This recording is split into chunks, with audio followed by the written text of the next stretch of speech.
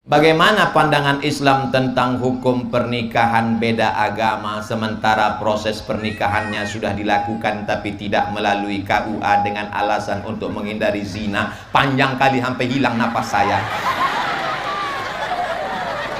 Tidak ada satupun bapak kepala kantor urusan agama di Indonesia yang berani menikahkan beda agama, karena menurut hukum Islam di Indonesia memakai mazhab Syafi'i tidak boleh nikah dengan agama lain. Pak Kua, boleh nikah beda agama di kantor Kua? Tidak boleh. Tidak ada tawar-menawar.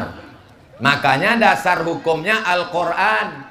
Wala abadun mu'minun, seorang hamba miskin, susah, melarat tapi beriman, khairun, lebih baik, min musyrikin, dari seorang yang tidak beribadah, tidak bertauhid. Walau a'jabakum, walaupun dia menakjubkan kamu, lebih ganteng, lebih kaya, lebih hebat, lebih tinggi, lebih putih, lebih cantik. Makanya sedia payung sebelum hujan. Kalau sudah nampak anak kita kelihatannya mulai akrab, mulai dekat, tanya dia, itu siapa nak? Teman aja mah. Tapi kenapa kulihat TTM teman tapi mesra? Kok mama tahu? Mama kan lahir nggak langsung tua, pernah juga muda. Jangan kita diam. Selama ibu masih mau ngomong, kau jalan sama siapa, tadi boncengan sama siapa, pulang jam berapa, ke mall sama siapa, insya Allah itu namanya merepet nasional. Tapi kalau sudah ibu diam aja, bu, tadi anak ibu dibonceng orang kelihatannya nggak baik, biar aja, kiamat sudah dekat. Tapi kalau sudah terjadi, mau diapakan lagi? Nasi sudah jadi tai ayam. Udah hancur, kacau balau, babak belur, ibu cerita bubur juga lagi. Jaga anak-anak kita Pak, jaga anak-anak kita Bu. Saya nggak sanggup jaga ponakan saya. Saya di sini dari Kamis, Jumat, Sabtu, Ahad baru pulang. Jadi yang menjaga ponakan saya siapa? Saya serahkan ke pesantren. Yang perempuan udah kelas 4, yang laki-laki udah kelas 2. Mizian Hazik Abdillah masih SD, nanti kalau sudah SMP masuk pesantren. Nggak sanggup Pak Ustadz, biaya pesantren masuknya 30 juta, naik jantung koroner saya. Tadi saya ke pesantren, kamarnya bersih, kasurnya tebal, masjidnya mantap, asramanya keren, pemandangannya luar biasa. Saya nanya, Pak Kiai Wildan, ya, di sini bayarnya berapa? Gratis. Pesantren Insan Cita Indonesia, biaya anak-anaknya gratis. Allahu Akbar. Tapi dalam kurung tentu ada syarat dan ketentuan berlaku, fit dan proper test. Mudah-mudahan semakin banyak orang Sulawesi Tengah yang membuat pesantren seperti Insan Cita Indonesia, insya Allah. Amin. Dalam satu rumah tangga ada dua akidah yang berbeda, laki-laki Muslim, perempuan tidak Islam. Si suami hendak melaksanakan ibadah sholat 5 waktu di rumah karena masjid tersebut tidak ada. Apakah sholat sang suami itu sah Pak Ustadz? Selama lantainya suci, sajadahnya suci, pakaiannya suci, badannya suci, dia sholat, maka sholatnya sah. Dalilnya mana? Dalilnya Umar bin Khattab ketika datang ke Palestina mengambil kunci Baitul Maqdis, ditawarkan untuk sholat di dalam. Umar bin Khattab minta di luar, bukan karena tidak sah, tapi dia tidak mau di dalam tempat itu nanti didirikan masjid. Akhirnya Umar bin Khattab sholat di depan, tempat sujud Umar bin Khattab dijadikan sebagai Masjid Umar bin Khattab, dan di depannya adalah tempat ibadah saudara kita. Masalah ibadah kita tidak urus. Wala ana abidum ma'abadtum wala antum abiduna ma'abud lakum dinukum. Jelas? Suci tempat, suci badan, suci pakaian. Kalau di dindingnya itu ada simbol-simbol agama lain, tutup supaya mata kita tidak terganggu. Bahkan di masjid kita sendiri pun, makanya nggak boleh ke masjid pakai baju yang ada tulisan-tulisan. Paling bagus bajunya polos seperti santri kita, bersih, nggak ada apa-apa. Saya kalau sampai ke masjid ada tulisan di belakang, orang di belakang Allahu Akbar, ada tulisan coblos nomor. Udah ke masjid datang terlambat, pakai baju kaos, langsung ke depan sop nomor 1, Allahu Akbar, tertulis di belakang. Emang masalah buat lo? Aduh.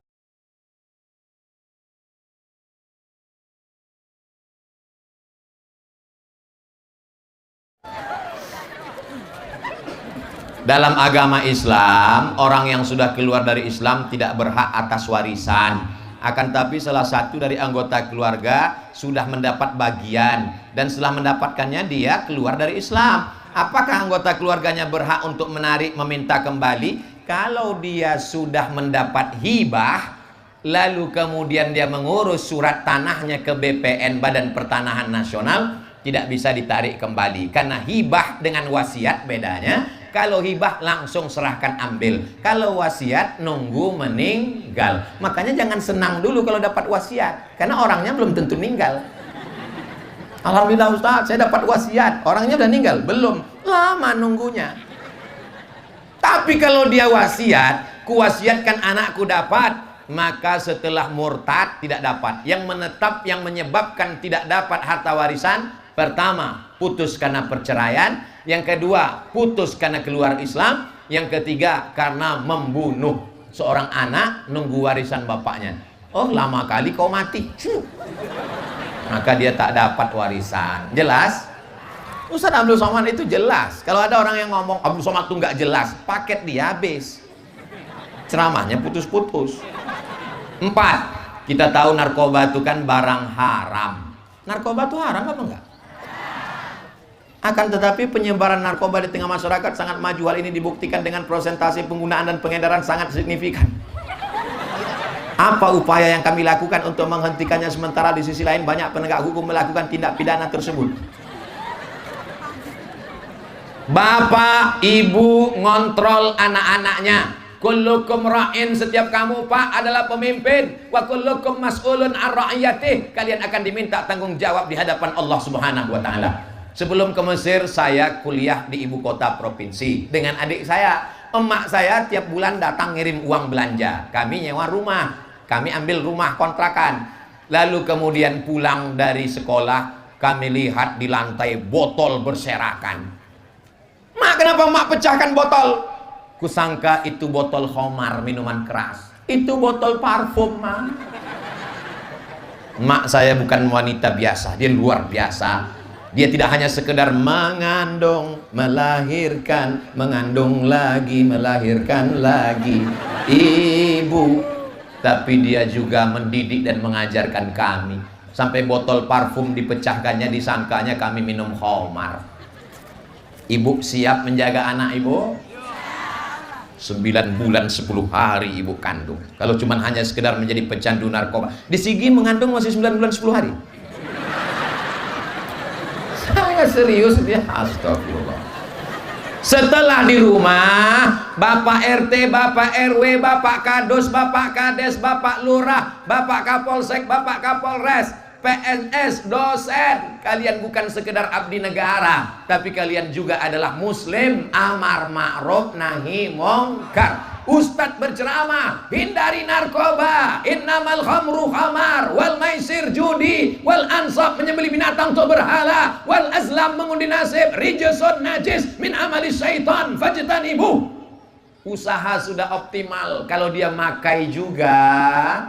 Ustadz Somad tolong doakan saya Pak Ustadz. Doa apa bu? Anak saya kena narkoba, mohon maaf saya belum pernah ketemu doa Allahumma inni a'udzubika min narkoba. Tolonglah Pak Ustadz. Sebentar ya bu, saya doanya nggak hafal, saya mau lihat handphone dulu boleh? Boleh, tolong dicatat ya bu, tolong dicatat ya Pak, ini doa untuk narkoba. Sebentar ya, kok narkoba ini payah nyarinya ya. Nah, alhamdulillah sudah dapat. Nih, catat baik-baik di atasnya a'udzubillahi minasyaitonirrajim. Setelah itu bismillahirrahmanirrahim. Habis itu alhamdulillahirabbil alamin. Habis itu selawat Allahumma sholli ala sayyidina Muhammad. Habis itu 0813 11 44 2193. Sekali lagi ya. 0813 11 44 2193. Loh, kok doanya lain? Ini nomor BNN. Badan Narkotika Nasional. Jangan malu-malu, simpan aja. Nanti insya Allah pegang telepon. Insya Allah beberapa orang yang malu-malu, rahasia, takut. Ketika kau malu, kau sedang menyimpan bom waktu yang siap meledak. Betul? Rupanya dia tidak malu, dia telepon. Akhirnya BNN datang nangkap. Pas ketemu, gimana anaknya bu? Alhamdulillah Pak Ustadz, sudah ditangkap. Sekarang di mana? Di Bandung dalam rangka penyembuhan di Badan Narkotika Nasional. Ketemu berikutnya anaknya di mana? Sudah pulang, sudah menikah, sudah sembuh, sudah sehat Pak Ustadz. Alhamdulillah.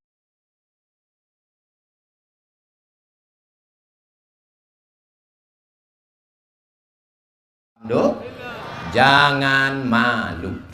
Pertanyaan terakhir nomor 5. Bagaimana pandangan Islam terkait dengan kemajuan teknologi saat ini dengan penggunaan handphone yang kebanyakan penggunaannya mengupload kegiatan-kegiatan yang sifatnya